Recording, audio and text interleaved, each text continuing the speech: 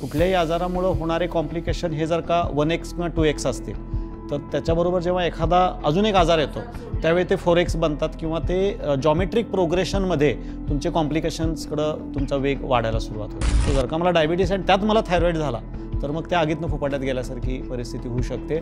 भारतामध्ये सुद्धा जवळजवळ 42 मिलियन पेशंट्स आहेत जे थायरॉईडने ग्रस्त आहेत.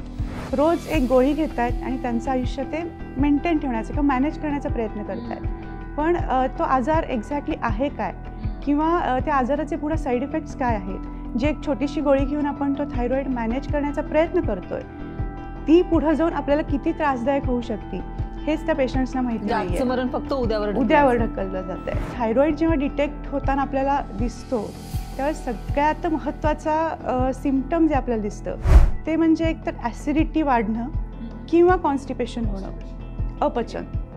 आणि तिथं आपल्याला पहिल्यांदा इम्पॅक्ट झाल्यामुळं थायरॉईडच्या कुठल्या प्रकारात तुम्ही असाल त्यानुसार तुमचं वजन एकतर खूप वाढत जातं किंवा खूप कमी होत जातं.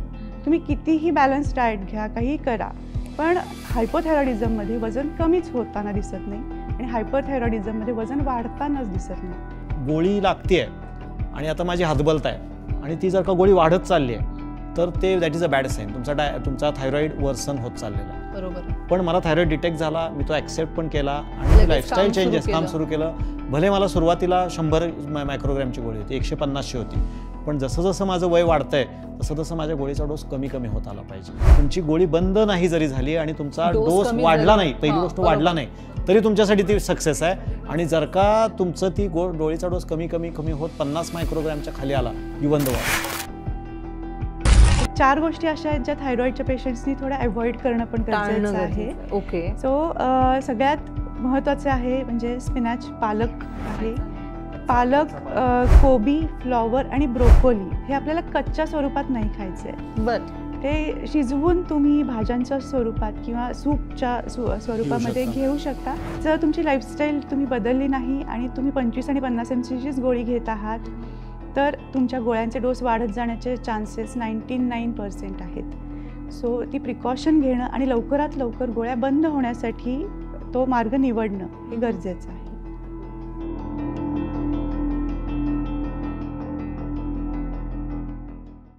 नमस्कार, मी संपदा हुद्देदार. डी कोडिंग डायबिटीज ह्या आपल्या इनहाऊस पॉडकास्टमध्ये तुम्हा सगळ्यांचं खूप खूप स्वागत. तुम्हाला माहिती आहे आत्तापर्यंत आपण डायबिटीज समजून घेतला आहे डॉक्टर भाग्येश कुलकर्णींकडनं. डायबिटीसचाच एक लहान भाऊ त्याच्या पाठीमागे यायला लागला आहे आता, तो म्हणजे थायरॉईड. थायरॉईडबद्दल माहिती नाही आहे फारशी आणि तेवढं गांभीर्यानं पण घेतल्या जात नाही आहे. थायरॉईडबद्दल आज आपल्याला माहिती देण्यासाठी आलेल्या आहेत थायरॉईड फ्री फॉरएव्हरच्या संस्थापिका डॉक्टर चंद्रश्री कुलकर्णी. डॉक्टर भाग्येश सारख्याच त्या थायरॉईड मुक्तीसाठी झपाटलेल्या आहेत. आणि दुसरा सांगायचा मुद्दा हा की त्या डॉक्टर भाग्येश कुलकर्णींच्या लहान बहीण आहेत. त्यांचं स्वागत करूया. तुम्हा दोघांचंही खूप खूप स्वागत. डॉक्टर, पहिला प्रश्न तुमच्यासाठीच आहे. खरं तर आत्ताच मी म्हणाले की थायरॉईड हा डायबिटीसचा लहान भाऊ आहे आणि तेवढ्याच जोमाने पण वाढतोय, तेवढं गांभीर्य पण नाही आहे लोकांमध्ये. तर मला हे विचारायचं आहे की डायबिटीज आणि थायरॉईडचा काही संबंध आहे का, खरंच आहे का? म्हणजे मला वाटतं की एकाच कॉईनच्या जसे 2 साईड आहेत किंवा जसं म्हणतो एका आईला आपण जुळी मुलं असतील तर सेम गोष्ट थायरॉईड, डायबिटीस, ब्लड. मी बऱ्याच वेळा बोलतो माझ्या याच्यामध्ये पण सेशन्समध्ये की ही आपण दिलेली नाव आहेत किंवा मेडिकल टर्मिनॉलॉजीज आहेत त्या. जर का आपण त्याची पॅथोफिजिओलॉजी बघायला गेलो किंवा त्याची कारण मीमांसा बघायला गेलो तर मेन कारण मग तो डायबिटीस असू दे, थायरॉईड असू दे, ब्लड प्रेशर असू दे, हे चुकीची जीवनशैली किंवा आपल्या शरीरात तयार होणारे ऑटो अँटीबॉडीज ह्या 2शीच रिलेटेड आहे. फक्त कसं होतं की मला एकट्या डायबिटीसशी झुंजायचं आहे आणि डायबिटीसला कंट्रोल करायचं आहे किंवा रिव्हर्स करायचं आहे. तर ते कसं असतं की डायबिटीसमुळे किंवा एका आजारामुळे, डायबिटीस किंवा थायरॉईड कुठल्याही आजारामुळे होणारे कॉम्प्लिकेशन हे जर का 1x किंवा 2x असतील तर त्याच्याबरोबर जेव्हा एखादा अजून एक आजार येतो त्यावेळी ते 4x बनतात किंवा ते जॉमेट्रिक प्रोग्रेशनमध्ये तुमचे कॉम्प्लिकेशन्सकडं तुमचा वेग वाढायला सुरुवात होते. सो जर का मला डायबिटीस आणि त्यात मला थायरॉईड झाला तर मग त्या आगीतनं फुफाट्यात गेल्यासारखी परिस्थिती होऊ शकते.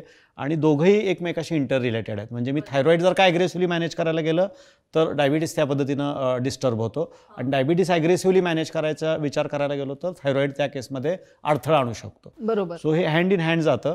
आणि असं म्हणतात की every next diabetic patient is future hypothyroidism और hypertensive patient and every hypothyroidism patient is either PCOD, म्हणजे लेडीज असेल तर त्यांच्यामध्ये हार्मोनल इम्बॅलन्सेस दिसतात आणि पुढे गेल्यानंतर त्यांना प्री डायबिटीस किंवा डायबिटीसची रिस्क असते.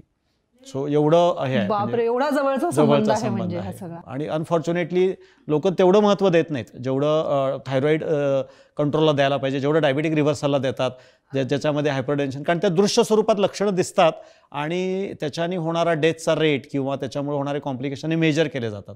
पण थायरॉईडमुळे जी क्वालिटी ऑफ लाईफ डिस्टर्ब होती ती कुठंतरी मेजर केली पाहिजे आणि त्याच्यावरती पण तेवढाच अवेअरनेस क्रिएट करायला पाहिजे असं मला वाटतं. बरोबर आहे, अगदी बरोबर आहे. पण आता थायरॉइड म्हणजे काय ते आपण आपल्या एक्सपर्टीजकडनं जाणून घेऊया. डॉक्टर चंद्रश्री, काय सांगाल, थायरॉइड म्हणजे नेमकं काय? येस संपदा, थायरॉईड काय आहे हे आपण समजून घेऊयातच, पण सर आत्ता जे म्हणाले की थायरॉईडबद्दल अवेअरनेसच नाही आहे. भारतामध्ये सुद्धा जवळजवळ 42 मिलियन पेशंट्स आहेत जे थायरॉईडने ग्रस्त आहेत. रोज एक गोळी घेत आहेत आणि त्यांचं आयुष्य ते मेंटेन ठेवण्याचा किंवा मॅनेज करण्याचा प्रयत्न करत आहेत.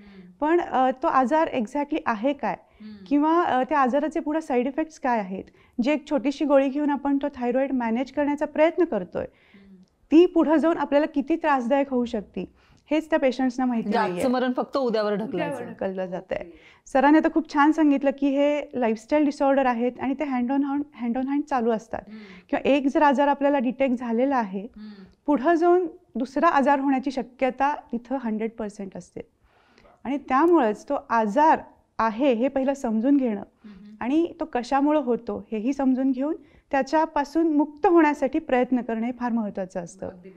थायरॉईड ग्लँड आहे, आपल्याला बऱ्यापैकी ते माहिती असतं की गळ्यामध्ये एक बटरफ्लाय शेपची ग्लँड असते आणि त्याला थायरॉईड म्हणतात. इतकंच नॉलेज जनरली सगळ्यांना असतं. बट थायरॉईड डिटेक्ट होतो त्यावेळेला आपण डॉक्टरांकडे जातो आणि T3, T4 आणि TSH या 3च गोष्टी आपण चेक करतो. पण ह्या 3च गोष्टी इथंच तयार होतात का, ते थायरॉईड ग्लँडलाच अफेक्ट करतात का फक्त, हा आपल्याला कुठंच ते समजून घेता येत नाही किंवा डॉक्टरांकडून सुद्धा त्या गोष्टी आपल्याला समजवल्या जात नाहीत. फक्त ते लेवल्स डिस्टर्ब आहेत हे समजून घेतलं जातं आणि आपल्याला मेडिसिन्स दिले जातात. पण हा इतकाच छोटा विषय नक्कीच नाही आहे.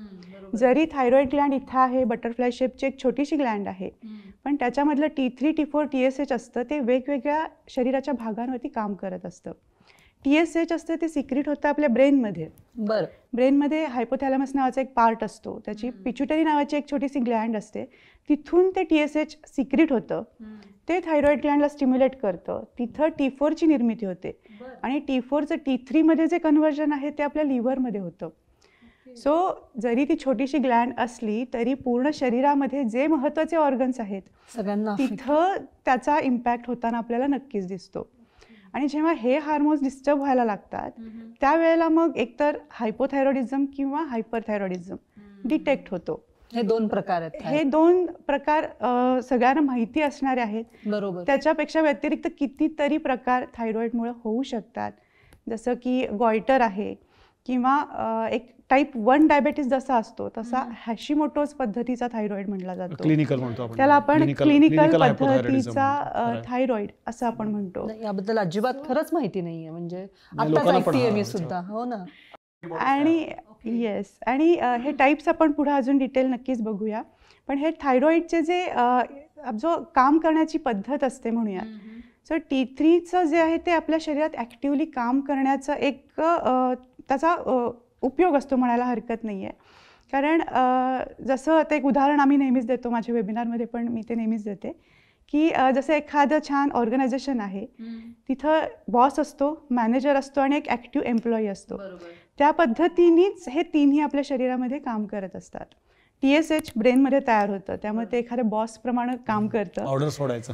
T4 जे असतं ते मॅनेजर प्रमाणे, की त्या TSH व्यवस्थित येतंय का, T3 व्यवस्थित प्रोड्यूस होतंय का, हे मॅनेज करण्याचं काम. आणि T3 जे आहे ते ॲक्टिव्ह एम्प्लॉईसारखं आपल्या शरीरात काम करत असतं. मग त्याचा सगळ्यात जास्त परिणाम जो होत असतो तो आपल्या मेटाबॉलिझमवर, आपल्या पचनसंस्थेवर. त्यामुळे थायरॉईड जेव्हा डिटेक्ट होताना आपल्याला दिसतो तेव्हा सगळ्यात महत्त्वाचा सिम्पटम जे आपल्याला दिसतं ते म्हणजे एकतर ॲसिडिटी वाढणं किंवा कॉन्स्टिपेशन होणं, अपचन. आणि तिथं आपल्याला पहिल्यांदा इम्पॅक्ट झाल्यामुळं थायरॉईडच्या कुठल्या प्रकारात तुम्ही असाल त्यानुसार तुमचं वजन एकतर खूप वाढत जातं किंवा खूप कमी होत जातं. तुम्ही कितीही बॅलन्स डाएट घ्या, काही करा, पण हायपोथायरॉइडिझममध्ये वजन कमीच होताना दिसत नाही आणि हायपरथायरॉइडिझममध्ये वजन वाढतानाच दिसत नाही. आणि इथं काम आपल्याला पहिलं सुधारणं महत्त्वाचं असतं आणि त्यासाठी मग लाईफस्टाईल मॅनेजमेंट किंवा या गोष्टी कशा आहेत, का करणं गरजेचं आहे हे समजून घेणं गरजेचं असतं. खूपच सोप्या म्हणजे एक शब्दामध्ये सोप्या ह्याच्यात सांगितलेलं म्हटलं तर ते ऑर्केस्ट्रा आपण बघतो की ऑर्केस्ट्रामध्ये एक व्यक्ती असतो बघा, तो फक्त असं तो कोऑर्डिनेटर असतो, तो करत नसतो, पण त्याच्याकडे बघून बाकी सगळे लोक व्यवस्थित वाजवत असतात.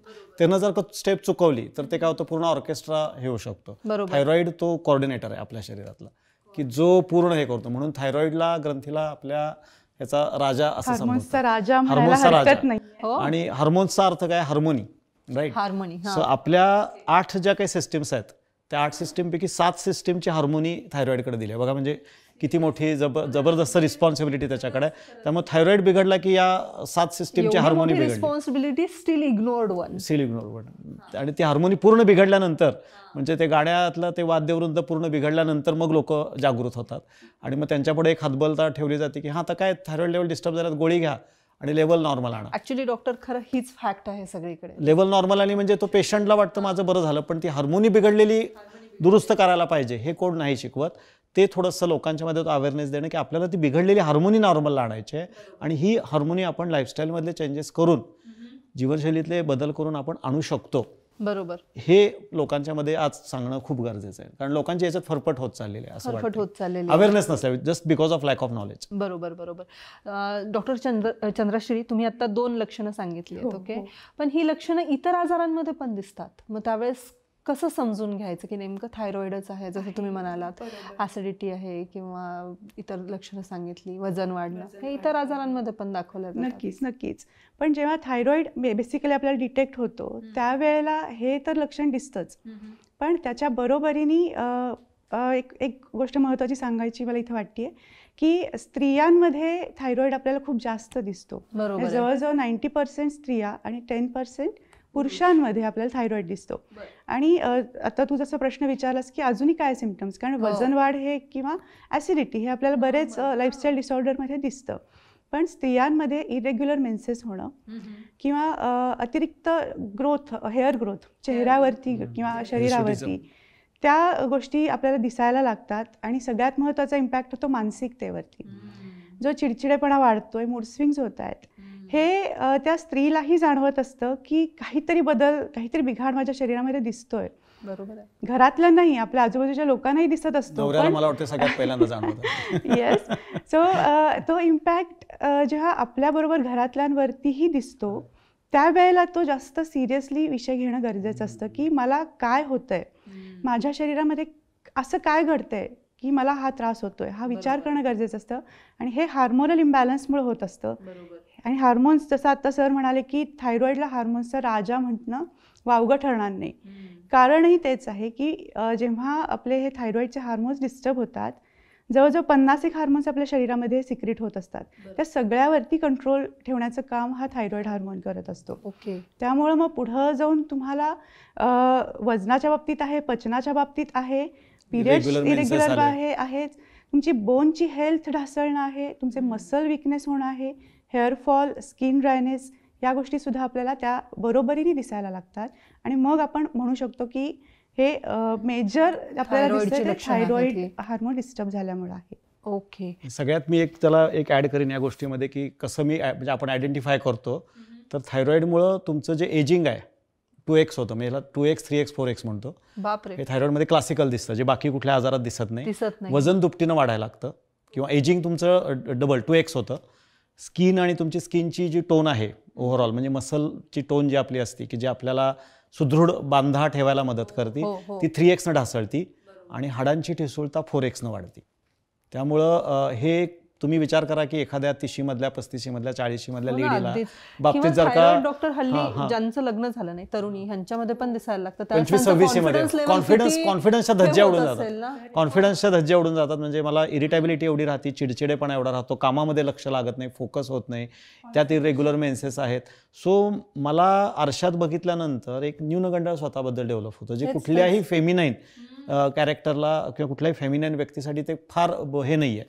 म्हणजे तो सगळ्यात जास्त जो थायरॉइड मला अफेक्ट करतो तो माझा कॉन्फिडन्स लेवल आणि न्यूनगंड वाढवणं. बरोबर आहे. त्यामुळं या गोष्टीकडे आपण बऱ्याच वेळा मेडिकल अँगलनी बघत नाही, पण हा जो इमोशनल अँगल जो आहे ना तो सुद्धा थायरॉइडच्या ट्रीटमेंटमध्ये कन्सिडर केला गेला पाहिजे आणि थायरॉइड कंट्रोल लवकरात लवकर आपण खरंच. आणि दुर्दैवाने याबद्दल अवेअरनेसच नाही आहे, त्यामुळे मग हे प्रमाण तेवढ्याच झपाट्याने वाढत चाललेलं आहे. तुम्ही याबद्दल आता काही गैरसमजुतींवर प्रकाश टाकाल का थायरॉइड बद्दलच्या? येस, सगळ्यात महत्त्वाचा असतो पहिला प्रश्न की थायरॉइड झालाय म्हणजे फक्त वजन वाढतच जातं. म्हणजे बरेचदा स्त्रियांना विचारलंही जातं की तुझं तू वजन कसं वाढलेलं आहे, तुला थायरॉइड आहे का? तर थायरॉइडमध्ये फक्त वजन वाढतच नाही तर हायपरथायरॉइडिझम सारख्या प्रकारामध्ये अंडरवेटकडं आपण पेशंटला जाताना बघतो, वजन रॅपिडली कमी होतं आणि रॅपिडली कमी तर होतं आणि ते वाढतही नाही. म्हणजे तुम्ही किती चांगल्या पद्धतीचं डाएट करत आहात, काही पथ्याची अन्न तुम्ही घेत आहात, पण तरीही त्या केसमध्ये वजन वाढलेलंच दिसत नाही. सो हे एक पहिलं त्याचं मिथ आहे म्हणायला हरकत नाही आहे. दुसरं अजून एक असं असतं की थायरॉइड झालाय म्हणजे आपल्याला आयुष्यभर गोळ्या घ्याव्याच लागतील किंवा आपल्याला त्याच्यावरतीच डिपेंडंट राहावं लागेल. तर येस, हे काही प्रमाणात खरं आहे म्हणायला हरकत नाही. तुम्ही कुठल्या टाईपमध्ये आहात थायरॉइडच्या त्याच्यावरती ते डिपेंडंट आहे, पण तरीही कुठल्याही पद्धतीमध्ये आपण गोळ्या घेत असू तर त्या सेफर डोसमध्ये आणणं हे फार महत्त्वाचं आहे. आणि गोळ्यांपासून आपण मुक्त सुद्धा होऊ शकतो जेव्हा तो रिसेंटली डायग्नोसिस असेल. तुमच्या शरीराची कंडिशन कशी आहे, तुमचे सिम्पटम्स कसे आहेत, यानुसार तुमच्या गोळ्या कशा पद्धतीने कमी होऊ शकतात हे आपल्याला तिथं समजून घेणं महत्त्वाचं आहे. मला वाटतं की सब क्लिनिकल जो असतो म्हणजे आफ्टर प्रेग्नन्सी किंवा थोडासा आपण म्हणू शकतो 30-40मध्ये आणि तो अर्ली डिटेक्ट झाल्या लगेच जर का तुम्ही त्याच्यावरती लाईफस्टाईल चेंजेस आणि हे केले तर मोस्ट प्रॉब्ली तुम्हाला गोळ्या लागत नाहीत किंवा खूप लो डोसेसमध्ये लागतात. म्हणजे आता जसं चंद्रश्री मॅडमनी म्हटलं की गोळी लागते आणि आता माझी हातबलत आहे आणि ती जर का गोळी वाढत चालली आहे तर ते that is a bad sign. तुमचा थायरॉइड वर्सन होत चाललेला आहे. बरोबर आहे. पण मला थायरॉइड डिटेक्ट झाला, मी तो ॲक्सेप्ट पण केला आणि मी लाईफस्टाईल चेंजेस काम सुरू केलं. भले मला सुरुवातीला 100 मायक्रोग्रॅमची गोळी होती, 150ची होती, पण जसं जसं माझं वय वाढतंय तसं तसं माझ्या गोळीचा डोस कमी कमी होत आला पाहिजे. लोकांचं काय होतं की त्यांची थायरॉइड मुक्ती ते बाकीच्या डायबिटीस किंवा ब्लड प्रेशरच्या मुक्तीकडं, मुक्ती म्हणजे माझी गोळी बंद झाली तरच मी करतो किंवा करते, आणि मग गोळी जर का माझी बंद होणार नसेल तर मला करून काय फायदा. ह्याच्यामध्ये बेसिक डिफरन्स पहिल्यांदा लक्षात घेणं गरजेचं आहे की तुमची गोळी बंद नाही जरी झाली आणि तुमचा डोस वाढला नाही, पहिली गोष्ट वाढला नाही तरी तुमच्यासाठी ती सक्सेस आहे. आणि जर का तुमचं ती गोळीचा डोस कमी कमी कमी होत 50 मायक्रोग्रॅमच्या खाली आला, यू वन द वॉर, तुम्ही जिंकलेला आहे युद्ध. कारण हे जे आपण जे सगळे इफेक्ट्स बोलतोय किंवा जे काही थायरॉइडचे चॅलेंजेस बोलतोय, साईड इफेक्ट्स, हे 50 मायक्रोग्रॅमच्या वर व्हिजिबली दिसायला लागतात. आणि हे जे साईड इफेक्ट्स आहेत हे डोस डिपेंडंट आहेत. हे बऱ्याच वेळा सांगितलं जात नाही. आपल्याला काय सांगितलं जातं, आता काय गोळी घ्यायचीच आहे आणि गोळी चुकवायची नाही, दॅट्स इट. पण नो बडी टेल्स अस की हा डोस डिपेंडंट आहे. जेवढा डोस वाढणार तेवढा फास्ट तुमची हाडं ठिसूळ होणार, तुमचं मेटाबॉलिक. सगळ्यात पहिलं काय होतं की BMR, तुमचा जो बेसल मेटाबॉलिक रेट आहे तो थायरॉइडमध्ये अफेक्ट होतो.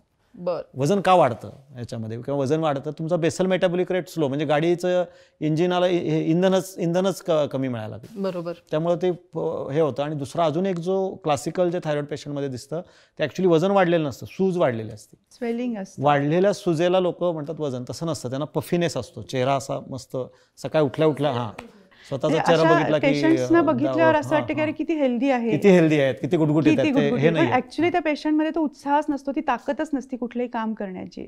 अशा ह्यांनी ते सफर होत असतात.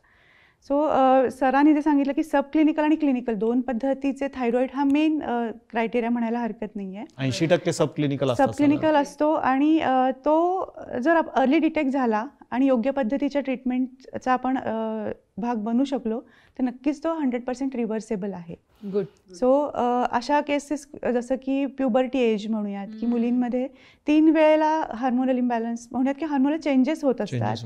एक तर वयात येताना, सेकंड प्रेग्नन्सीच्या वेळेला आणि तिसरं मेनोपॉझल एजमध्ये. या 3ही गोष्टींच्या वेळेला आपण काही प्रॉपर प्रिकॉशन्स घेणं गरजेचं असतं शारीरिक आणि मानसिकदृष्ट्या. त्या जर नाही झाल्या तर हे हार्मोनल इम्बॅलन्स होतो आणि त्यावेळी थायरॉइड डिटेक्ट झाला तर तो क्युरेबल असतो. तो कारण तो त्यावेळेच्या सिच्युएशनमुळं डिस्टर्ब झालेल्या हार्मोन्समुळं आहे. सो तो क्युरेबल असतो. त्याला फक्त योग्य पद्धतीचा मार्ग निवडणं गरजेचं असतं.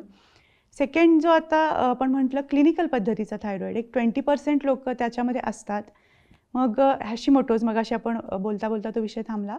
हॅशिमोटोज म्हणजे त्याच्यामध्ये जसं की टाईप 1 डायबेटीस, आता डायबेटीस आपण बऱ्यापैकी शिकलो आहे, त्यामुळे मी थोडं त्याला कोरिलेट करते की त्यामध्ये जसं अँटीबॉडीज तयार होतात शरीरामध्ये आणि बीटा सेल्सच्या अगेन्स्ट त्या तयार होतात आणि त्यामुळं त्याचा परिणाम जो असतो तो आपल्याच शरीरातल्या चांगल्या सेल्सना मारक ठरण्यासाठी होतो. आणि अशा केसेसमध्ये आपल्या शरीरातल्या काही सेल्स आपल्या शरीरातल्या T4ला मारक असतात आणि त्यावेळेला मात्र मग तो थोडासा आपल्याला आयुर्वेदाच्या पद्धतीने कष्टसाध्य असा व्याधी आपण म्हणू शकतो, तो बरा होऊ शकतो. पण पेशन्स खूप महत्त्वाचे आहेत. योग्य पद्धतीचा मार्ग फक्त निवडणं नाही, तो फॉलो करणं सुद्धा गरजेचं आहे. आणि स्लोली आपल्याला पहिल्यांदा 100% सिम्पटमॅटिक रिव्हर्सल मिळवणं हे महत्त्वाचं आहे. ते जेव्हा आपल्याला मिळायला लागतं, एनर्जीसुद्धा आपली वाढते, आपला पॉझिटिव्हनेस वाढतो, आपल्याला त्या आजाराकडे बघण्याचा एक दृष्टिकोन बदलतो आणि मग आपण त्याच्यातून पूर्णतः मुक्त होण्यासाठी जास्त चांगल्या पद्धतीने प्रयत्न करू शकतो. सो हा हॅशिमोटोज पद्धतीचा एक थायरॉईड आहे, तो मी म्हटलं कष्टसाध्य आहे. काही वेळेला थायरॉईड ग्लँड काढलेली असते, म्हणजे पार्शली काढलेली असते किंवा पूर्ण काढलेली असते. कुठल्या म्हणजे परिस्थितीमध्ये काढतात ही थायरॉईड? तर थायरॉईड कॅन्सरच्या बाबतीत हे होतं की थायरॉईडच्या एका भागामध्ये जर कॅन्सर असेल तर तो भाग काढावा लागतो. येस सर, मल्टीनोड्युलर गॉयटर असतील किंवा सिस्ट असतील काही जे आपल्या इतर इंटरनल ऑर्गन्सला दबाव देत असतील. वोकल कॉर्ड आपली थायरॉईड ग्लँडच्या मागं असते. सो जर सिस्ट वाढायला लागला, भले तो कॅन्सरच नसेल, मॅलिग्नंट नसेल, पण तो आपल्या वोकल कॉर्डवरती प्रेशर देतो. सगळ्या महत्त्वाच्या खाली किंवा श्वसननलिका, अन्ननलिका आपली त्या बाजूला, लॅरेंजल कॉर्ड ज्याच्यातनं आपला व्हॉइस हे होतं, त्याच्यावर जर का दबाव पडायला लागला तर मग ती पार्शली आपल्याला ती थायरॉईड ग्लँड कट करावी लागते. काय पार्शली काढली किंवा काय जणांचं पूर्णच हे काढावी लागते टोटल. त्यांना मात्र मग थायरॉईड एक्सटर्नल द्यायला लागतं. जसं थायरॉईडची गोळी घ्यावी लागते त्यांना, कारण ते जे हार्मोन्स आपण घेतो आहोत ते शरीरात प्रोड्यूसच होणार नाही आहेत. किंवा पार्शल जरी थायरॉइडेक्टॉमी झालेली असेल तरीही मग आपल्याला गोळीचा सपोर्ट घ्यावा लागतो. याला एक कोरिलेशन मी नक्की सांगेन, गोळी आणि थायरॉईडचा काय संबंध असतो की हायपोथायरॉइडिझमचे पेशंट जवळजवळ 80 ते 85% पेशंट्स हे हायपोथायरॉइडिझमचे दिसतात आणि 15% हायपरचे असतात. सो हायपोथायरॉइडिझमची जी गोळी आपण घेताना बघतोय त्याचं जर कंटेंट बघितलं आपण, तो आहे लिओथायरॉक्झिन. म्हणजे नेमकं काय? येस, हे लिओथायरॉक्झिन म्हणजे दुसरं तिसरं काही नसून T4 हा हार्मोन आहे. बरं, आपण त्याचं कोरिलेशन बघितलं, T3, T4, TSH होतं, T4 होतं आणि T3 होतं. सो जेव्हा हे थायरॉइड हार्मोन्स डिस्टर्ब असतात, आपण जी गोळी घेतो आहोत ती काय करतोय, T4 साठी फक्त घेतो आहोत, मॅनेज करण्यासाठी की T4 मॅनेजर लेवलचं आहे आपण बघितलं. सो TSHलाही ते कंट्रोलमध्ये ठेवतं आणि T3 योग्य प्रमाणात प्रोड्यूस करतं. पण एक गोष्ट लक्षात घेणं गरजेचं आहे की आपल्या शरीरातली एखादी सिस्टीम बिघडली आहे तर तिला तुम्ही बरं करणं गरजेचं आहे की तिला अजूनही डिटोरिएट करणं, अजूनही आळशी बनवणं गरजेचं आहे. जेव्हा आपण ही गोळी घेतो आहोत लिओथायरॉक्झिन म्हणजे T4, ऑलरेडी आपली सिस्टीम कुठेतरी डिस्टर्ब आहे, ती योग्य पद्धतीने काम करत नाही आहे, तर तिला आपण काय म्हणूयात की चांगलं दुरुस्त करण्याच्या ऐवजी आपण गोळी घेतोय आणि त्या डिस्टर्ब झालेल्या सिस्टीमला अजूनही डिटोरिएट करतो आहोत. आणि त्यामुळे जेव्हा थायरॉईडच्या पेशंट्समध्ये आपण बघतो की पहिल्यांदा 25 mcgची गोळी सुरू असते, तेव्हा नॉर्मल असतात रिपोर्ट्स, सिम्पटम्स पण कंट्रोलमध्ये असतात. पण थोड्या दिवसांनी काय होतं, ती सिस्टीम जी असते ती दुरुस्त झालेलीच नसते, ती अजूनही डिटोरिएट झालेली असते. त्यामुळे त्या कमी डोसवरती थायरॉईड सस्टेन राहत नाही, आपल्याला गोळ्यांचे डोस वाढवावे लागतात. त्यामुळे जेव्हा वर्षानुवर्ष आपण गोळ्या घेतो आहोत, 25, 50, 75, 100, 150, 200 mcgची गोळीसुद्धा डेली बेसिसवरती घेणारे पेशंट्स आपल्या सिस्टीममध्ये आत्ता आपण बघतो आहोत. सो जेव्हा आपण एक ट्रीटमेंट घेतो आहोत किंवा आपल्याला थायरॉईड बरा करायचा आहे किंवा थायरॉईडला कंट्रोलमध्ये ठेवायचं आहे, या पद्धतीने जरी आपण ट्रीटमेंट घेत असलो पण ती होताना दिसत नाही. म्हणून आपल्याला काम कुठं करायचं आहे, ती जी सिस्टीम बिघडली आहे तिला आपल्याला कसं पूर्ववत करता येईल आणि गोळ्यांचे डोस कसे टेपर ऑफ करता येईल हे आपल्याला समजून घेणं गरजेचं आहे. ओके डॉक्टर चंद्रश्री, ॲक्च्युली मला असं ऐकण्यात आलं आहे किंवा हा गैरसमज आहे का, तो तुम्ही मला सांगा की ज्या मुलींना थायरॉइड आहे अशा मुलींना प्रेग्नन्सी राहण्यामध्ये अडचणी येतात किंवा इनफर्टिलिटी फेस करावी लागते. तुम्हाला Yes. काय वाटतं? ही फॅक्ट आहे, हा गैरसमज नक्कीच नाही Fact आहे. येस, बापरे. ऑफकोर्स ज्यांना थायरॉइड आहे किंवा PCOD पण आहे असंही म्हणायला हरकत नाही. आजकाल मुलींमध्ये खूप तरुण वयात PCODचे सिम्पटम्स सुद्धा दिसत आहेत. सो हेही थोडंसं हँड ऑन हँड चालू असतं. कारण बघितलं आपण TSH लेवल्स थायरॉइडमधल्या पिच्युटरी ग्लँड हायपोथॅलॅमसमधल्या पिच्युटरी ग्लँडमधून सिक्रेट होतात आणि त्याच पिच्युटरी ग्लँडमधून LH आणि FSH हे जे फिमेल सेक्स हार्मोन्स आहेत ते तिथूनच सिक्रेट होत असतात. LH म्हणजे ल्युटिनायझिंग हार्मोन आणि FSH म्हणजे फॉलिकल स्टिम्युलेटिंग हार्मोन. सो जेव्हा तुमचं TSH डिस्टर्ब असतं, थायरॉइड डिस्टर्ब असतं, ते तुमच्या गर्भाशयावरती सुद्धा इम्पॅक्ट करतं. या दोनही हार्मोन्सवरती त्याचा वाईट परिणाम होतो आणि मग इरेग्युलर पिरियड्स हे थायरॉइडमधलं सिम्पटम मेजर आपण बघतोच आहोत. इरेग्युलर डिलेड पण बऱ्याच वेळा इरेग्युलर डिलेड होतात, डिलेड cycle बिघडून असतो जातं. किंवा हेवी ब्लिडिंग असतं. तुम्हाला जे काही मेन्स्ट्रुअल पिरियड्सच्या बाबतीतले प्रॉब्लेम्स दिसतात ते थायरॉइड हार्मोन्स डिस्टर्बन्समुळं डेफिनेटली असू शकतात.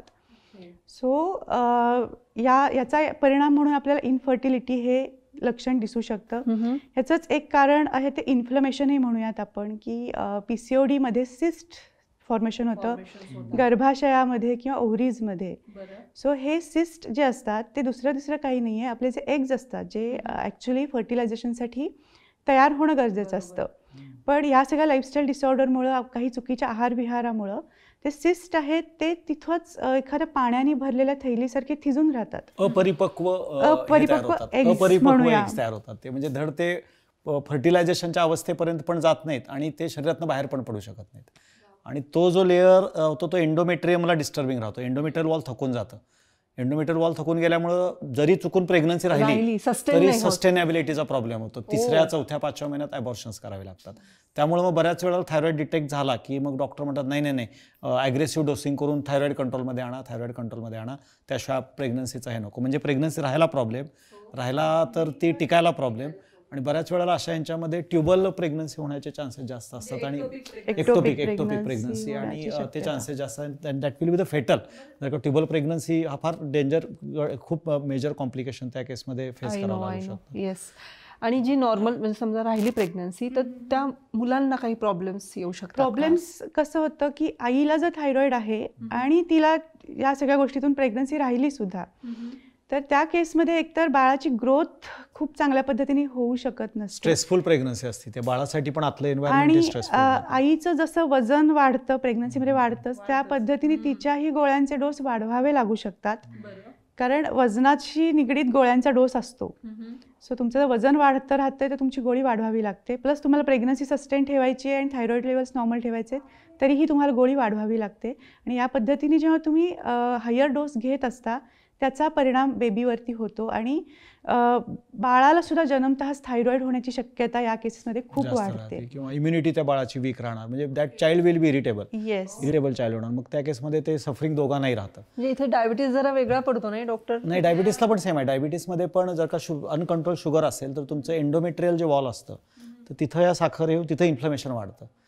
म्हणजे डायबिटीस आणि थायरॉइडच्या दोन्ही हँड इन हँड जातात आणि दोन्ही पण झालं तर मग ते फार. आणि असं पण अनुभवलेलं आहे की आम्ही की ज्यांना हायपोथायरॉइडिझम असतो त्यांच्या शुगर किंवा बीपीच्या लेवल 101% प्रेग्नन्सीमध्ये शूट होतात. ओके. कारण त्यांचं वेट जास्त असतं, बॉडी फ्लुइड रिटेन्शन असतं, ब्लड व्हॉल्यूम वेगाने वाढतं. त्यामुळे यांचं प्रेग्नन्सीमध्ये मोस्ट ऑफ द 7th किंवा 8th मंथमध्येच डिलिव्हरी करावी लागू शकते. आणि मग त्यामुळे काय होतं, त्या चाइल्डची इम्युनिटी थोडीशी अफेक्टेड राहते. हा पण एक भाग राहतो. सो याच्यात प्रश्न काय होतो, मग करायचं नाही का? तर तसं नाही आहे.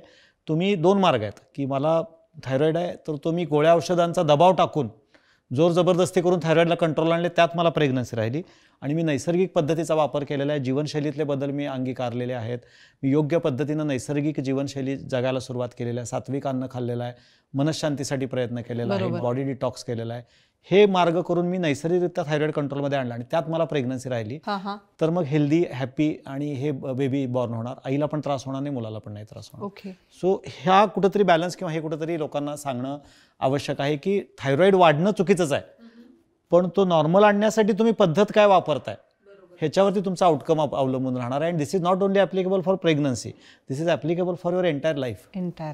राईट. हा डिफरन्स लोकांना सांगितला जात नाही, त्यामुळं दुर्लक्षित राहिला थायरॉइडमध्ये अगदी. तो पार्ट. आता जसं तुम्ही म्हणालात एकदा की ज्यांना थायरॉइड आहे अशा महिलांना पर्टिक्युलरली प्रेग्नन्सीमध्ये 100% त्यांच्या शुगर लेवल्स वाढलेल्या असतात. शुगरपेक्षा बीपीच्या लेवल फ्लक्च्युएट होतात, बीपीच्या लेवल फ्लक्च्युएट्स होतात. तर मला तुमच्यासाठी हा प्रश्न आहे, being a diabetes reversal specialist, ज्यांना डायबिटीज आहे अशांमध्ये किती प्रमाण आहे थायरॉइड होण्याचं? अल्टिमेटली म्हणजे एव्हरी लेडी, आम्ही म्हणतो every diabetic lady is potential hypothyroid. म्हणजे ज्यांच्यात ओबेसिटी आहे, म्हणजे जिथं डायबिसिटी आहे, डायबिटीस प्लस ओबेसिटी आहे, तर ती थायरॉइड आहेच. कारण अदरवाईज सुद्धा प्रत्येक लेडी तिच्या आयुष्यात एकदा तरी हायपोथायरॉइड असतेच. जसं चंद्रशी मॅडमने आता सांगितलं की स्त्रीच्या लाईफमध्ये 3 ते 4 वेळा स्थित्यंतर होत असतात. ह्याच्या वेळेला म्हणजे प्युबर्टी येताना, लग्न झाल्यावर, ते मी ॲड केलेलं आहे प्रेग्नन्सीच्या वेळेला आणि मेनोपॉजच्या वेळेला. तर या कुठल्या ना कुठल्या स्टेजमध्ये जे काही इमोशनल आणि फिजिओलॉजिकल चेंजेस कमी वेळात होतात, कमी वेळात शरीरात होतात, तर त्यावेळेला हायपो किंवा हायपोथायरॉइडिझमच्या स्टेजमधून ती गेलेलीच असते. त्यात जर का मला डायबिटीस झाला तर किंवा मला ब्लड प्रेशरचा त्रास आहे, तर ऑलरेडी माझं ब्लड व्हॉल्यूम वाढलेलं असणार आहे. सो तुम्ही काय केलं की थायरॉइडसाठी पोटेन्शियल एन्व्हायरमेंट तयार करून ठेवलेलं आहे. याला म्हणून आ बैल मुझे मार. आणि मग त्यात जर का मी रिफाईन फूड खाल्लं, त्यात जर का मी आळशी आहे, मी व्यायाम पण नाही करत, कधी पण झोपायचं, कधी पण उठायचं, ॲक्टिव्हिटी नाही आहे, मग थायरॉइड म्हणतो माझ्यासाठी तर आयडियल एन्व्हायरमेंट आहे. सो तुम्ही मग शुगरचे चेक करत असता कधीतरी मग वजन कमी होत नाही, डॉक्टर सांगतात वेट का कमी होत नाही आहे, बघा थायरॉइड डिटेक्ट केल्यावर TSH लेवल वाढलेलं दिसतात. मग तिथून थायरॉइडचा प्रवास सुरू होतो. सेम डायबिटीससारखं पहिले 3 वर्ष 4 वर्ष मस्त लाईफ चाललेली असते, मज्जेमे काय एवढं काय, हां शांतीत क्रांती. हां, म्हणजे सिम्पटम पण हलत नाहीत आणि गोळी पण कमी असते. आणि जेव्हा आपण या पेशंटला सांगतो की अरे थायरॉइड रिव्हर्स करा, थायरॉइड हे करा, तो म्हणतो कशाला एवढं सगळं करायचं, त्याला हे सगळं खर्चिक वाटतं. ज्याच्यात प्रॉब्लेम काय आहे की ती जी 5 रुपये 10 रुपयाची गोळी दररोज घेणं आहे ते त्याला सोपं वाटतं ना, नाही चालती म्हणजे त्याच्यात मला इन्व्हेस्टमेंट नाही ना, एक छोटी गोळी घ्यायची आहे. पण जेव्हा थायरॉइड त्याचा रंग दाखवायला लागतो 5 वर्षानंतर, त्यावेळेला हातबल आलेली असते, त्यावेळेला मग हाडं ठिसूळ झालेले असतात, हे होतं. मग त्यावेळेला वाटतं जाऊ दे आता काय माझ्याकडनं होणारच नाही. सो अर्ली डिटेक्शन आणि अर्ली रिव्हर्सल फार गरजेचं आहे. सो एव्हरी डायबिटिक पेशंटनी तर खूप काळजी घेतली पाहिजे आणि नुसतं चेकअप करून होणार नाही आहे. तुम्ही डोक्यात ठेवलं पाहिजे. लेडीजना तर माझं सांगणंच आहे की तुम्हाला पहिली गोष्ट अर्ली एजमध्ये डायबिटीस किंवा हायपरथायरॉइड झाला नाही पाहिजे, आणि झाला तर फ्युचर तुमच्याकडं आजार येण्याचं एन्व्हायरमेंट तयार करू नका आणि स्वतःहून वेळेवर पाय ठेवू नका. इमिजिएट लाईफस्टाईल चेंजेस सुरू करा. सो जेव्हा तुम्ही डायबिटिक रिव्हर्सल करताय, ॲटोमॅटिकली तुमचं थायरॉइड, ब्लड प्रेशर, कोलेस्ट्रॉलपासून बचाव आहे. जेव्हा तुम्ही थायरॉइड रिव्हर्सल करताय, ॲटोमॅटिकली तुमचे बाकीचे जे आजार आहेत ते तुम्ही थोपवताय. कारण हे दोन्हीचं जर का बघितलं, म्हणजे मगाशी जसं मी म्हटलं की ह्याचं 80% मूळ तुमच्या लाईफस्टाईलमध्ये. हो, मी आता हा प्रश्न म्हणणार होता, लाईफस्टाईल डिसऑर्डरच 100% हा लाईफस्टाईल डिसऑर्डर आहे. आणि थायरॉइड हा म्हणजे काय, मगाशी जसं म्हटलं ना मी की तो तुमचा सारथी आहे, तुमच्या शरीररूपी रथाचा सारथी आहे. जसं कृष्ण सारथी होता किंवा आणि तो आपल्या हे घेऊन जातो असं म्हणतात. तर तुम्ही सारथीच जर का तुमचा डिस्टर्ब असेल, तुमचे घोडे उधळणार. थायरॉइडमध्ये होतं काय नेमकं की तो सारथी असतो जागेवर. जेव्हा आपण गोळी घेतो आणि थायरॉइड कंट्रोल करतो, तर मी याला एक्झाम्पल काय देतो की रथामध्ये सारथी बसलाय, पण त्यानं ते जे घोडे असतात ना 4 किंवा 8, त्यांचे दोर जर का सोडून दिले, काय होईल? उधळले. गोळी तेवढंच, गोळी काय करते, सारथ्याला व्यवस्थित ठेवते आणि दोर सोडून दिले. त्यामुळे खूप सारे थायरॉइडचे पेशंट्स काय करतात, आत्ता पण इथं खूप सारे थायरॉइडचे पेशंट हे माझ्या बोलल्याला ॲग्री करतील की डॉक्टर आम्ही गोळी घेतोय, आम्ही दर 3 महिन्याला रिपोर्ट चेक करतोय, रिपोर्ट नॉर्मल आहेत, पण माझे सिम्पटममध्ये काय सुधारणा नाही, माझे केस तसेच गळत आहेत, मला कॉन्स्टिपेशनचा त्रास आहे, माझं वजन कमी होत नाही, मला सतत थकवा आल्यासारखं होतं, माझी इरिटेबिलिटी. म्हणजे चंद्रशी मॅडम जास्त चांगला आहे, म्हणजे इलॅबोरेट करतील. थकवा असतो, कॉन्सन्ट्रेशन कमी असतं, कॉन्फिडन्स लेवल कमी असतो. सर आता जसं म्हणाले की 5 वर्ष 3-4 वर्ष काही वाटत नाही, पण 4-5 वर्ष जसे होतील तसं पेशंटला ते जाणवायला लागतं की अरे मी आधी गाडी चालवायचे, पण आता मला गाडी चालवायचा कॉन्फिडन्सच नाही आहे, किंवा मी पुढं जाऊन बोलू शकेन की नाही 4 वाक्य तरी, मी आधी छान स्टेज परफॉर्मन्स द्यायचे, पण आता मला ते भीती वाटणं, छातीत धडधडणं, घाबरल्यासारखं होणं, एन्झायटी, पॅनिकनेस, या गोष्टी होताना दिसत आहेत. इन्सोमनिया दिसतो बऱ्याच, इन्सोमनिया, झोपच लागत नाही रात्र. त्यामुळे निगेटिव्ह थॉट्स येणं आणि स्ट्रेस हा एक फार मोठा फॅक्टर आहे थायरॉइडशी रिलेटेड. कारण आपण रूट कॉज ऑलरेडी आपण बघतो डायबिटीससाठी किंवा लाईफस्टाईल डिसऑर्डरसाठी. सो तसाच थायरॉइडमधला सुद्धा एक मेन रूट कॉज आपण स्ट्रेस म्हणू शकतो. कारण एकतर स्ट्रेस कॉर्टिसॉल लेवल आपण सरांकडनं ऐकलं आहे की कॉर्टिसॉल लेवलचा आणि स्ट्रेसचा काय संबंध आहे. सो स्ट्रेस म्हटलं की आपल्याला ताण येतो आणि आपला हात जातो डोक्यावरती आणि आपलं TSH कुठून सिक्रेट होत असतं, आपल्या ब्रेनमधून सिक्रेट होत असतं. सो ज्या वेळेला तुमच्या इमोशनल स्टेट्स डिस्टर्ब आहेत, तुमच्या निगेटिव्ह फिलिंग्स आहेत, कुठल्याही पद्धतीने ओव्हरबर्डन तुम्ही आहात, सप्रेशन आहे, इमोशनल काही ना काही कुठेतरी अटॅचमेंट आहे, त्या केसेसमध्ये तुमचं TSH वाढलेलंच असतं. सो थायरॉइड फ्री फॉरएव्हरमध्ये सुद्धा आपण जे काम करतो त्याला फिजिकल डिटॉक्सिफिकेशनपेक्षा किंचित जास्तच आपल्याला माइंड डिटॉक्सिफिकेशनवरती लक्ष देणं गरजेचं असतं. जे आजच्या याच्या ट्रीटमेंटमध्ये फार फक्त मेडिटेट करा, एका ठिकाणी स्वस्थ बसा, योगासनं करा, त्याच्या पुढं नाही जात. जुन्या काळी जो थायरॉइड व्हायचा स्त्रियांच्यामध्ये तो आयोडीन डिफिशियन्सी, न्यूट्रिशनल डिफिशियन्सी हा 80-90% होता, कारण त्यावेळेला तशा पद्धतीचं पोषक अन्न मिळायचं नाही. पण आजच्या काळात उलटं झालेलं आहे. 20% हा पोषणमूल्य आणि खाण्याशी निगडीत आहे, 80% हा स्ट्रेसशी निगडीत आहे. सप्रेस्ड इमोशन, सर्कॅडियन रिदम जी बिघडलेली आहे, सकाळी उशिरा उठणं, रात्री लेट झोपणं, कारण थायरॉइड हा अग्नितत्वाशी रिलेटेड आहे असं म्हणतात. जसं मी काय म्हणतो की डायबिटीस हा जलतत्व, तर ह्याच्यात अग्नितत्व बिघडलंय. त्यामुळे जेव्हा मला थायरॉइड रिव्हर्सल किंवा थायरॉइड कंट्रोल नाही, तर असं म्हणतात तुम्ही सूर्याची उपासना करा. सूर्याची उपासना म्हणजे काय, तर फक्त सूर्याला नमस्कार नाही, सूर्याकडे जे गुण आहेत ते तुमच्याकडे आले पाहिजेत. सूर्याकडे काय आहे, डिसिप्लिन आहे. सूर्याकडे तर काही झालं, जग इकडचं तिकडं झालं तरी तो पूर्वेकडे उगवणार, पश्चिमेकडे मावणार. तुमच्या आयुष्यात तशी शिस्त आणा. तुम्ही रात्री लवकर झोपा, सकाळी लवकर उठा. तुम्ही परोपकार करा. तुम्ही जास्तीत जास्त लोकांना निरपेक्षतेने मदत करा. स्वतः जळून इतरांना हे करण्यासाठी प्रयत्न करा. सो जे जे अग्नितत्वामध्ये आहे ते तुमच्या स्वभावात आलं पाहिजे. You should be more giver, you should be more giver, you should be motherly, किंवा तुमच्यातला जो काही इमोशन्स आहे त्याला तुम्ही बाहेर काढा. हे मेंटल डिटॉक्स फार महत्त्वाचं आहे. आणि अग्नितत्व ज्याच्यात जास्त आहे असे पदार्थ तुम्ही तुमच्या खाण्यामध्ये आणले पाहिजेत, ज्याला नॅचरल म्हणतो आपण. सगळ्या पद्धतीची फळं, सगळ्या पद्धतीचे फ्रूट्स ह्याच्यामध्ये, ड्रायफ्रूट्स ह्याच्यामध्ये येतात, सीड्स येतात, हे सगळं तुम्ही सगळ्या पद्धतीच्या, स्पिनॅचपासून जे आपण म्हणतो की बाबा ज्या कुठल्या पालेभाज्या असतील, मोड आलेली कडधान्य असतील, ही तुम्ही तुमच्या खाण्यामध्ये, ग्रीन व्हेजिटेबल्स हे वाढवले पाहिजेत. ह्याच्यातले एक अग्नी तत्वाचं एक थोडंसं मला बोलावं असं वाटतंय की पचनशक्ती, मी म्हटलं की थायरॉइडमध्ये डिस्टर्ब होती. पचनशक्ती म्हणजे दुसरं तिसरं काही नाही तर तो जाठराग्नीच आहे. की सरांनी एक पॉईंट सांगितला, अग्नितत्व आपल्याला त्या पद्धतीने सुद्धा दुरुस्त करणं गरजेचं आहे. पण थायरॉइडमध्ये जेव्हा आपल्याला आपली पचनशक्ती, मेटाबॉलिझम दुरुस्त करायचं आहे, तेव्हा आपल्याला त्या जाठराग्नीवरती काम करणं गरजेचं आहे. आणि म्हणून असे पदार्थ जे सरांनी सांगितले ते आपल्या डाएटमध्ये जास्तीत जास्त घेणं गरजेचं आहे. येतच होते उपाय, हाऊ टू मॅनेज दिस. कारण तुम्ही कारणं तर सांगितली, स्ट्रेस आहे किंवा इरेग्युलर लाईफस्टाईल आहे, इतर गोष्टी आहेत, लक्षणं पणही सांगितली. आता उपाय काय, how to manage this? Yes, सगळ्यात पहिलं ह्याला आपण लाईफस्टाईल डिसऑर्डर म्हणतो आहोत.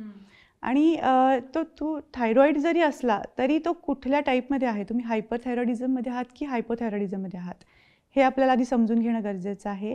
आणि त्यानुसार त्यांना डाएटसुद्धा आणि बाकी लाईफस्टाईल मॅनेजमेंटसुद्धा त्यांना एक्सप्लेन करणं फार महत्त्वाचं असतं. सो ओव्हरवेट जे पेशंट्स आहेत त्यांच्या बाबतीत आपल्याला डिटॉक्सिफिकेशन तेवढंच महत्त्वाचं आहे. ओव्हरवेट काय किंवा अंडरवेट काय, तुमच्या शरीरातली टॉक्सिसिटी जोपर्यंत बाहेर पडत नाही तोपर्यंत तुम्ही कितीही पथ्याचं अन्न घ्या ते शरीरात ॲब्सॉर्बच होणार नाही, लागू होत नाही, ते लागू पडत नाही. येस, सो पहिली दोन्हीसाठी आपल्याला महत्त्वाची स्टेप ती म्हणजे डिटॉक्सिफिकेशन आहे. फिजिकल ॲज वेल ॲज माइंड डिटॉक्सिफिकेशन. कारण सात्विक फूड बरोबरच सात्विक आपली मानसिकतासुद्धा ठेवणं तेवढंच महत्त्वाचं आहे. जोपर्यंत आपल्याला त्या निगेटिव्ह थॉट्समधून आपण बाहेर पडत नाही, त्या इमोशनल बर्डनमधून आपण बाहेर पडत नाही, तोपर्यंत आपल्याला याच्यातून पूर्णतः मुक्त होता येत नाही. आणि सगळ्यात महत्त्वाचा उपाय तुम्हाला विचारलास, मी पहिल्यांदा सांगेन तो म्हणजे स्ट्रेस मॅनेजमेंट करणं. मग हे फक्त स्त्रियांच्याच बाबतीत नाही बरं का, म्हणजे 10% पुरुष आहेत त्यांनाही थायरॉइड असतो. बरेचदा आपण त्या इमोशनल गोष्टी म्हटलं की स्त्रियांकडे जातो, पण जोडल्या जातात ऑटोमॅटिकली की स्त्रिया इमोशनल असतातच, त्यावरही आपण बोलूयातच. पण जे 10% पुरुष आहेत जे थायरॉइडनी ग्रस्त आहेत त्यांना सुद्धा जो काही स्ट्रेस आहे, मे बी फायनान्शियल असेल, फॅमिली मॅटर असेल, काही लिगल मॅटर असेल, तोही त्यांना जर एक्सप्रेस करता आलेला नसेल तर ते सुद्धा थायरॉइडपासून मुक्त होऊ शकत नाहीत.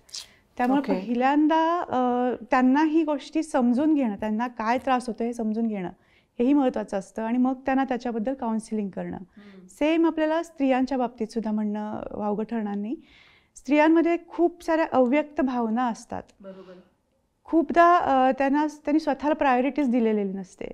आधी आईवडिलांसाठी काही करणं, नंतर मग लग्नानंतर नवरा असेल, बाकी घरातले असतील, मुलांसाठी काही गोष्टी असतील, त्यामध्ये स्वतःचे काही हॉबीज आहेत, आपल्याला काही आवडीनिवडी आहेत, आपल्याला काही वेगळ्या गोष्टी करायच्या आहेत, हेही त्या विसरून गेलेल्या असतात. मग त्या सगळ्या गोष्टींमध्ये आलेलं बर्डन आणि अनएक्सप्रेस्ड फिलिंग्स असं आपण त्याला म्हणूया, सप्रेस्ड फिलिंग, त्या जर आपण ओपन अप नाही करू शकलो तर आपला थायरॉइड बरा होणार नाही. सगळ्यात महत्त्वाचं तुम्ही मनावर काम करणं फार तुम्ही कित्येक पेशंट्स, हे मी का सांगते, आता मी बघतेय TFF मध्ये 6 महिने 7 महिने 8 महिने पेशंट्स सगळ्या गोष्टी फॉलो करतायत. डाएट अगदी व्यवस्थित, एक्सरसाइज परफेक्ट, पण सिम्पटमॅटिक रिव्हर्सल छान झाले, पण मग TSH लेवल्स का कंट्रोलमध्ये येत नाही आहेत.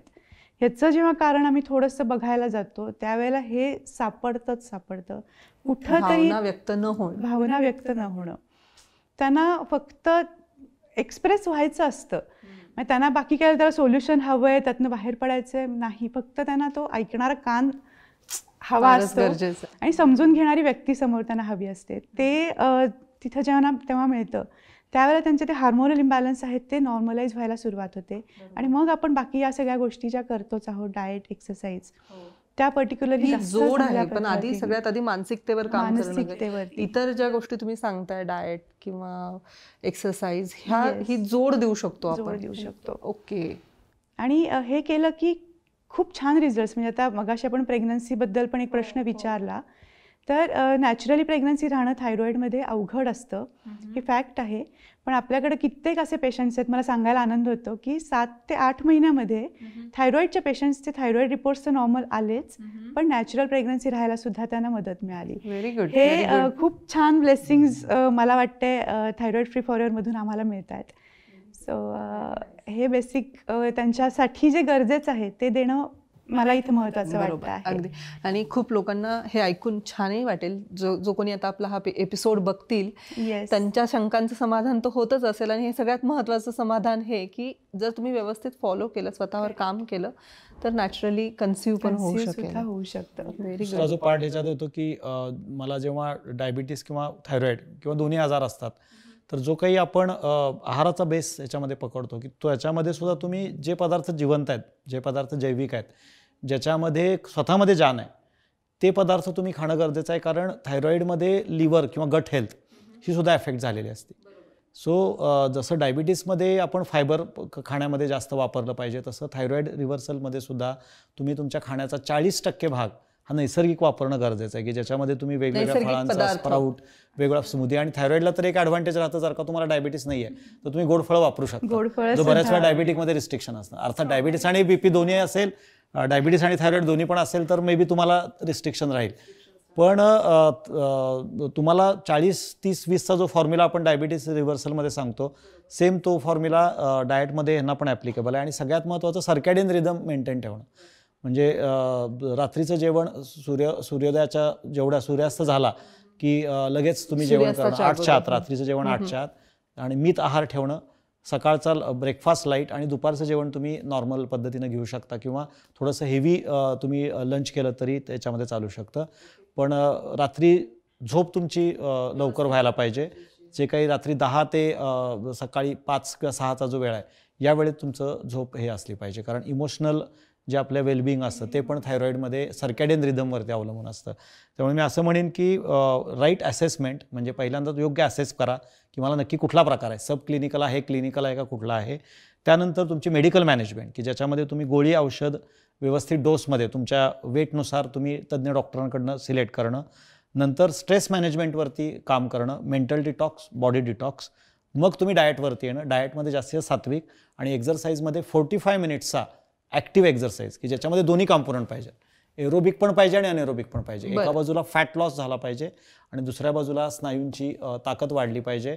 आणि माझं डोस जसा जसा गोळीचा कमी होतोय तसं तसं माझ्या हाडांच्या हेल्थवरती पण मी लक्ष दिलं पाहिजे. मोस्ट ऑफ द हायपोथायरॉइडम लेडीज किंवा या पेशंट्समध्ये कॅल्शियम आणि व्हिटॅमिन डीची डिफिशियन्सी आढळून आलेली आहे. त्यामुळे तुम्ही ते चेक करून ते जर का कमी असेल तर B12, iron, folic acid, magnesium हे सप्लिमेंट्स तुम्ही काही कालावधीसाठी घेणं किंवा तशा पद्धतीचे पदार्थ तुम्ही आहारात वापरणं तेवढंच गरजेचं आहे. सो ही 360 जेव्हा मॅनेजमेंट आपण करतो ती खरी नैसर्गिक उपचार पद्धती झाली थायरॉईडची. फक्त गोळी घेऊन मी लेवल मॅनेज करतोय ह्याला मी समजत नाही की तुम्ही जस्ट थायरॉईड कंट्रोलच्या नावे पोसायला लागलाय थायरॉईड. सो डिसिजन मला हा घ्यायचा आहे की मला माझ्या थायरॉईडला पोसायचं नाही आहे, मला त्या थायरॉईडला परत नॉर्मल गतीमध्ये आणायचं आहे. माझ्या राजाला बंदी करून नाही ठेवायचं आहे, माझ्या राजाला मला मोकळं ठेवायचं आहे, तो राज्य करू शकेल.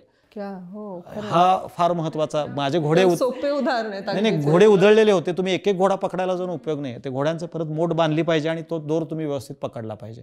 तुम्ही एकच दोर पकडला तर तुमच्या हाती एकच घोडा लागणार. मग बऱ्याच जणांचा प्रॉब्लेम काय होतो की बीपी वाढलं बीपीची गोळी घ्या, कोलेस्ट्रॉल वाढलं कोलेस्ट्रॉलची गोळी घ्या, पोट साफ होत नाही कॉन्स्टिपेशन झालं त्याची गोळी घ्या, केस गळताय त्याच्यावर एक उपचार करा. तुम्ही असं किती करत बसणार? त्यापेक्षा त्या थायरॉईडला व्यवस्थित करा, हे सगळं सिस्टीम नॉर्मलला येतात. बरोबर, अगदी बरोबर. याला तेच वाटतंय की जर आपण कुठल्याही गोष्टीसाठी ट्रीटमेंट घेतो आहोत तर आपण त्यातनं बरं होणं अपेक्षित आहे ना. म्हणजे आता जसं सर म्हणतात की सिम्पटम्स दिसतात म्हणून गोळ्या घेत जाणं खूप सोपं आहे, पण आपण ट्रीटमेंट घेतोय ती ठराविक कालावधीसाठीच गरजेची आहे ना. आणि त्यात आपण बरं होत नाहीये, उलट अजूनही अडकत जातोय, तर आपला मार्ग कुठेतरी चुकतो आहे का, हा विचार प्रत्येकाने करणं गरजेचं आहे. डाएटच्या बाबतीत एक गोष्ट जसं सरांनी सांगितलं काय खायचं, एक 4 गोष्टी अशा आहेत ज्या थायरॉइडच्या पेशंट्सनी थोड्या अवॉइड करणं पण गरजेचं आहे. ओके. सो सगळ्यात महत्वाचे आहे म्हणजे स्पिनॅच, पालक आहे. पालक, कोबी, फ्लॉवर आणि ब्रोकोली हे आपल्याला कच्च्या स्वरूपात नाही खायचे. ते शिजवून तुम्ही भाज्यांच्या स्वरूपात किंवा सूपच्या स्वरूपामध्ये घेऊ शकता, पण फ्रिक्वेन्सी आणि क्वांटिटी कमी ठेवलेली बेटर आहे. कारण त्याच्यामधले काही कंटेंट असे असतात जे आपल्याला थायरॉइड लेवल्स वाढवणारे असू शकतात, पण आपल्याला त्यातली पोषण तत्वसुद्धा आवश्यक आहेत. म्हणून आपल्याला ती रॉ फॉर्ममध्ये कच्च्या स्वरूपात खाणं टाळायचं आहे. शिजवलेल्या स्वरूपामध्ये तुम्ही थोड्या प्रमाणात घेऊ शकता. त्याचबरोबर सोया प्रोडक्ट्स सुद्धा थायरॉइडसाठी हानिकारक असतात, त्यामुळे तेही लिमिटेड फॉर्म. रिफाईंड पदार्थ तर नाहीच घ्यायचे. येस. मिल्क पण नाहीच. म्हणजे त्याच्यामध्ये आपले जे डायबिटीस ह्याच्यासाठी आपण सांगतो milk, maida, all types of refined, flour, sugar आणि सॉल्ट, ह्याच्यासाठी रिफाईंड नाही खायचं. कारण तुमची डायजेस्ट सिस्टीम ऑलरेडी वीक आहे, तुमचं BMR ऑलरेडी लो आहे, तर तुम्ही व्हाईट से दूर राहो, व्हाईट से बचो. वाईट. आणि इव्हन मिठाच्या बाबतीत पण जे आपण DFF मध्ये सांगतो की सैंधव मीठ वापरायचं. सो थायरॉइडमध्ये पण बरेचदा एक तो गोष्ट असते की आयोडीन युक्त मीठच वापरायचं का, तर खरं तर काही गरज नाही. आपल्याला नॅचरल फॉर्म जो सैंधव मिठामध्ये अवेलेबल आहे त्याच्यामध्ये आयोडीनचं प्रमाण भलेही कमी आहे, पण ते नॅचरल फॉर्ममध्ये आहे आणि तेवढं आपल्या शरीरासाठी सफिशियंट आहे. आणि बऱ्याच पदार्थांमधून मिळतं आपल्याला. कोथिंबीरीमधून मिळतं, आपल्या सगळ्या फ्रुट्समध्ये बेरीज फ्रुट्स असतात त्याच्यातून आपल्याला नॅचरल सोडियम मिळतं आपल्याला. आयोडीन आणि सोडियम ह्या गोष्टी मिळतात आपल्याला. सो नक्कीच आपण त्या यूज करू शकतो. कुठल्याही पद्धतीने रिफाईंड मीठ किंवा आयोडीन युक्त मीठच वापरलं पाहिजे असा आग्रह नक्कीच नाहीये, तो एक गैरसमज. आणि आपण त्यांना याचं धनिया वॉटर पण सांगतो ना याच्यात ॲडिशनल. आणि टर्मरिक टी, म्हणजे चहा कॉफीच्या ऐवजी जर का आपण टर्मरिक टी वापरला, म्हणजे स्पेशल टी आपण थायरॉइडच्या पेशंट्सना रेकमेंड करतो, त्यामुळे इन्फ्लमेशन कमी होतं. अंतर्गत भागातली फार छान लागतो. टर्मरिक टी जो आपण DFF मध्ये आपण हुंजा टी गेला, TFF मध्ये आपण turmeric tea. So it's anti inflammatory, फार आणि धनिया आणि अग्निवर्धक म्हणायला हरकत नाही, जे आपल्याला मेटाबॉलिझम सुधारायला मदत करतं. ओलं खोबरं, कोथिंबीर, भिजवलेले बदाम हे थायरॉइडसाठी फार उपकारक. आणि सकाळच्या वेळेला तुम्ही जर का धनियाचं पाणी पिलात, धनिया वॉटर, तर त्याचाही खूप चांगला. धण्याचं पाणी, हे धणे थोडेसे क्रश करायचे हलकेसे, 1 चमचा धणे 1 ग्लास पाण्यामध्ये मिक्स करायचे, रात्रभर ते भिजत ठेवायचे. सकाळी उठल्यानंतर ते पाणी गाळायचं आणि त्या पाण्यामध्ये 1 चिमूटभर हळद मिक्स करायची आणि अनुशापोटी घ्यायची. सो तेही थायरॉइड रिव्हर्सलसाठी अतिशय, किंवा अल्कलाईन लिक्विड आपण त्याला म्हणू शकतो. ओके. आत्ताचे उपाय खरंच सोपे आहेत, अगदीच लक्षात राहण्यासारखे आहेत. हो. आता तुम्ही दोघं म्हणत होतात की गोळी राहतेच, बरोबर. तर माझा प्रश्न हा आहे, 2 प्रश्न आहेत ह्याच अनुषंगाने. एक तर हा रिव्हर्स होतो का थायरॉइड, आणि दुसरं, जर गोळी राहत असेल कंटिन्युअसली तर त्याचे काही साईड इफेक्ट्स होतात का? येस, खूप छान प्रश्न विचारले संपदा, की थायरॉइड रिव्हर्सल म्हणजे काय हे पहिलं आपण समजून घेऊया. कारण गोळी बंद होणं न होणं ही एक प्रक्रिया आहेच आहे, पण थायरॉइडमधनं मुक्ती मिळणं किंवा थायरॉइड रिव्हर्सल म्हणजे एक्झॅक्टली आपल्याला काय हवं आहे हे आपल्याला समजून घेणं महत्त्वाचं आहे. सगळ्यात पहिल्यांदा तुमचे सिम्पटमॅटिक रिव्हर्सल जे आहे ते 100% मिळणं बरोबर. जसं की hair fall, skin dryness, constipation, acidity या सगळ्या गोष्टींमधनं आपल्याला योग्य पद्धतीचा रिझल्ट्स मिळणं, चांगले रिझल्ट्स मिळणं, एनर्जी लेवल वाढलेली दिसणं, ज्यांना वेट लॉस हवा आहे त्यांना योग्य पद्धतीचा हेल्दी वेट लॉस मिळणं. कारण वेट लॉस झाला आहे म्हणून अशक्तपणा आला आहे किंवा गळून गेलं आहे, चेहरा ओढला गेला आहे, स्किन लूज झाली, असा तो हेल्दी वेट लॉस नसतो. तर एनर्जी लेवल वाढलेली असणं आणि स्लोली पण परमनंट असा वेट लॉस मिळणं, हे आपल्याला TFFमध्ये किंवा थायरॉईड रिव्हर्सलमध्ये सुद्धा आपल्याला आवश्यक असतं. दुसरी महत्त्वाची गोष्ट गोळ्यांच्या बाबतीत आहे ती म्हणजे तुम्ही जेव्हा गोळ्यांचे डोस 75च्या पुढं तुमच्या गोळ्यांचे डोस असतात त्यावेळेला ते 100% कमी होण्यासाठी पेशन्स लागतात आपल्याला. त्यामुळे त्यांच्या केसमध्ये पहिलं रिव्हर्सलची स्टेज काय आहे, सेफर डोसमध्ये येणं.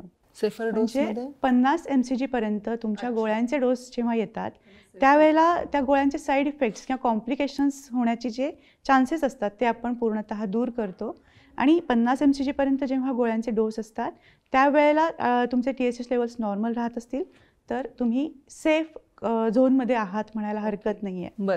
सो हे कोणासाठी, त्यांच्या गोळ्यांचे डोस खूप जास्त आहेत, बरेच वर्ष जे गोळ्या घेत आहेत, अगदी 20-22 वर्ष लोक गोळ्या घेणारे असतात, 100-200 mcgची गोळी डेली घेणारे असतात. सो त्यांच्या दृष्टीने 100% सिम्प्टमॅटिक रिव्हर्सल आणि सेफर डोसमध्ये गोळ्यांचा डोस आणणं हे म्हणजे त्यांच्यासाठी रिव्हर्सल आहेच आहे. सेम आहे हायपर थायरॉइडिझमच्या पेशंट्समध्ये. कित्येक पेशंट्स 10 mgच्या गोळ्या TDS सकाळ दुपार संध्याकाळ घेत असतात. सो त्यांच्या केसमध्ये सुद्धा 5 mgची गोळी आहे, तिथंपर्यंत आपण येणं म्हणजे तो सेफर डोस आहे.